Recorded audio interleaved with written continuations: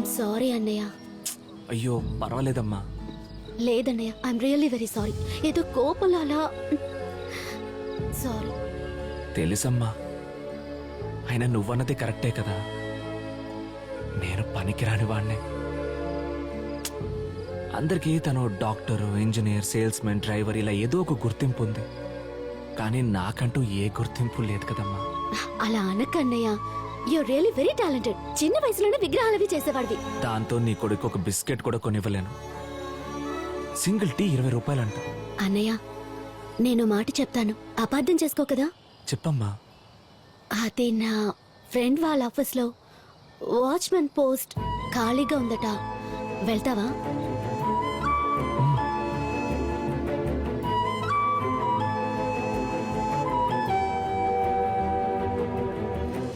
ఏం చేస్తున్నావయ్యా? ఏం లేదు సార్, మా స్కూల్ యూనిఫామ్ ఇలాగే ఉంటుంది, అందుకే. సరే సరే, త్వరగా గ్లౌజ్ చేసుకుని కస్టమర్స్ చెక్ చేసి పంపించు. అన్నిటికీ వెరిమొహం వేసుకుని చూస్తూ ఉంటావు. ఇప్పుడు నేను చేయబోయే పని మీకు ఇబ్బందిగానే ఉంటుంది, నాకు ఇబ్బందిగానే ఉంటుంది. But it's my job.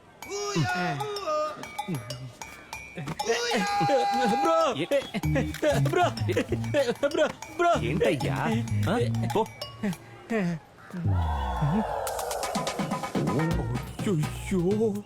చేస్తోంది. ఎక్కడికి వెళ్తున్నావు? లేదు, వెళ్ళి పని చూడు పా. అమ్మాయిల విషయంలో జాగ్రత్తగా ఉండాలి. అమ్మాయిలందరూ నీ ఫ్రెండ్ రితికలా ఉంటారా ఏంటి? నేను చెప్పిన ఫ్రెండ్ రితికానే. చెక్ చేయాలి.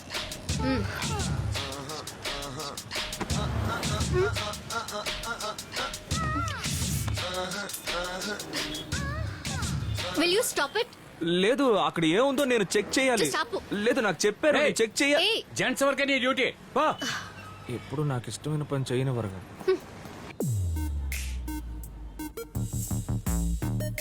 ఏమండి? ఏంటి, వెళ్ళేటప్పుడు చెక్ చేయాలా? అయ్యో కాదండి, ఈ మ్యూజియం లో చాలా పెయింటింగ్స్ మంచి రేటుకి సేల్ అయ్యాయని విన్నాను. ఇవన్నీ నేను చిన్నప్పుడు వేసిన పెయింటింగ్స్. వీటికి ఎంత డబ్బు వస్తుంది? ఇది 200. ఇవన్నీ కలిపి 50 రూపాయలు. ఆర్టిస్టిక్ సెన్స్ ఎలా ఉండాలో తెలుసా? ఆ పిక్చర్ చూడు. That's for 50 lakhs. 50? ఏమండి, పాత కోపం మనసులో పెట్టుకొని రేటు తగ్గించకండి. అయ్యో అలాంటిదే లేదు. ఇలా చూడు, యాక్చువల్లీ నీ మీద కోపం వచ్చింది నిజమే, కానీ నీ గురించి నీ చెల్లెలు ఎక్స్ప్లెయిన్ చేసిన తర్వాతే నాకు అర్థమైంది నువ్వు ఇన్నోసెన్స్ వల్లే అలా చేసావని. సో నువ్వంటే నచ్చక కాదు, నువ్వు నాకు నచ్చావు కాబట్టే ఆ రోజు నిన్ను మీట్ అవ్వడానికి వచ్చాను. కానీ లూస్ లాగా వీటి రేట్ ఎంత అడిగితే నేనేం చేయను. నిజమేనండి, నేను చాలా దారుణమైన పరిస్థితిలో ఉన్నాను. అందుకే ఏదో ఒక దారి దొరకదా అనే ఒక పిచ్చి ఆశతో. ఓ, కానీ నువ్వు ఇలా అడగడం ఓవర్ పిచ్ అనిపించింది.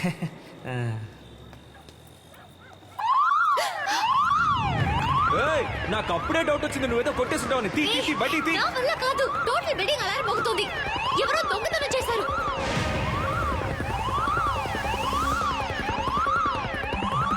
నువ్వు వెళ్ళి పోలీసులకు ఫోన్ చెప్పు. ఓకే.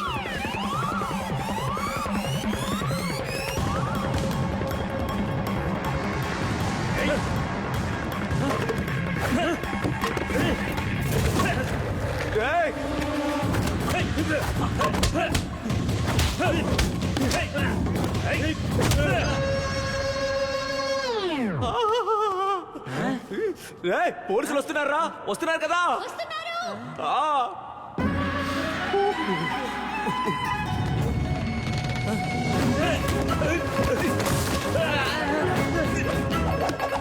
ఏంటి విన్యాసాలు చేస్తున్నాడు? నాకు హలో పోలీస్.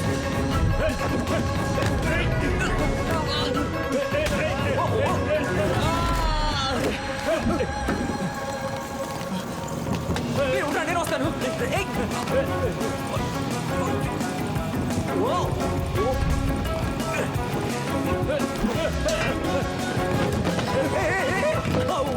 నువ్వు పట్టుకున్న విగ్రహం రేట్ ఎంతో తెలుసా? 1 crore. 1 కోట. గట్టిగా పట్టుకో. నేను చూసుకుంటా.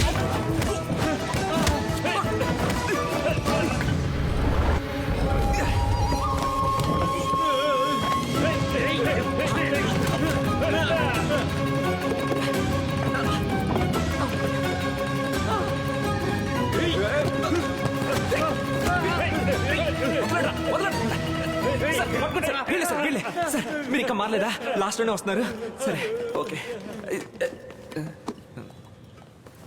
ఇంకా నయం, ఇది కొన్ని కోట్ల విలువైంది. రాజు కుటుంబానికి చెందింది. ఇప్పుడు అందరూ దీన్ని మాది మాది అని పెటిషన్స్ వేస్తున్నారు. చూస్తే నువ్వే షాక్ అవుతావు.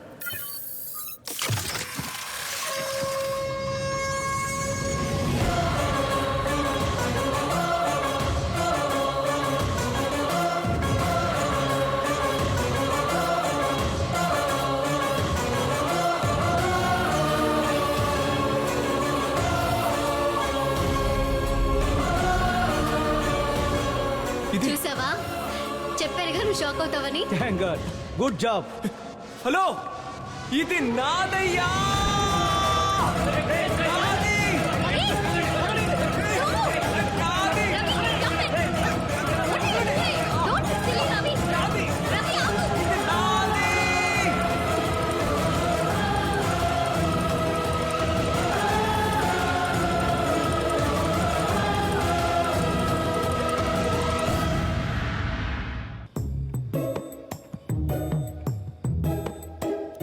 అవును, ఇది మా ఇంట్లోనే ఉండేది.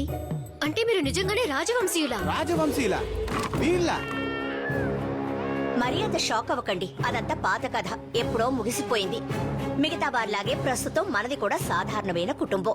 అందులోనూ మీ నాన్న, అయ్యో దేవుడా, మనుషులంతా సమానమే అది ఇది అంటూ. కానీ ఆ విగ్రహం ఇంత విలువైందని నిజంగా నాకు తెలియదమ్మా. మా నాన్నని వేస్ట్ మావయ్య. ఈ విగ్రహానికి ఇంత రేట్ ఎందుకండి? రండి చెప్తాను. రేయ్ నేను బయటకు వెళ్తాను రా. అతే మీరు వాడిని ఎత్తుకోండి. ఈయనే రాజా విజయసింహుడు.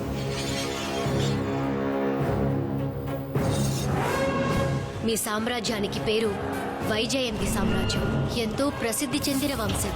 ఐశ్వర్యం, కీర్తి, శౌర్యం అన్నిటిలోనూ ప్రథమ స్థానం.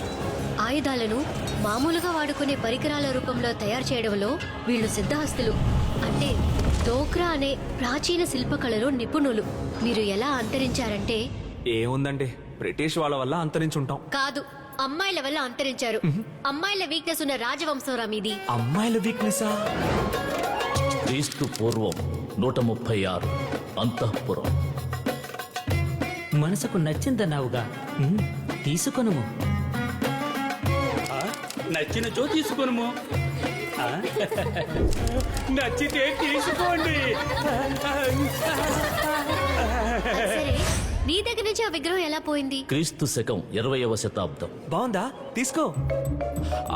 ఎలా పోయిందనేది ఇప్పుడు ముఖ్యం కాదు, అది ఎవరి దగ్గర ఉందన్నదే ఇప్పుడు ముఖ్యం. బావా కాస్త మోస్తావా? అది ఎక్కడుందండి? అది ఒక ఎమ్మెల్యే దగ్గర ఉంది. ఎమ్మెల్యే దగ్గర? ఇదే ఇప్పుడు బ్రేకింగ్ న్యూస్. కోట్ల విలువ చేసే రాజవంశానికి చెందిన విగ్రహం ఎమ్మెల్యే ధర్మరాజు గారిదని విచారణలో తెలియవచ్చింది. బొగ్గు గనుల కుంభకోణాల కేసులో అరెస్ట్ అయిన ఈయన నెల కిందటే విడుదలయ్యారు.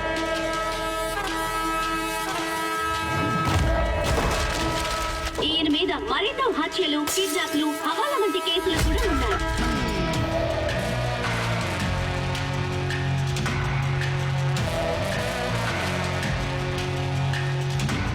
గతంలో ఈయన పేరు ధర్మ అని గజా హత్య కేసులో కూడా శిక్ష అనుభవించారన్నది తెలిసిన విషయమే.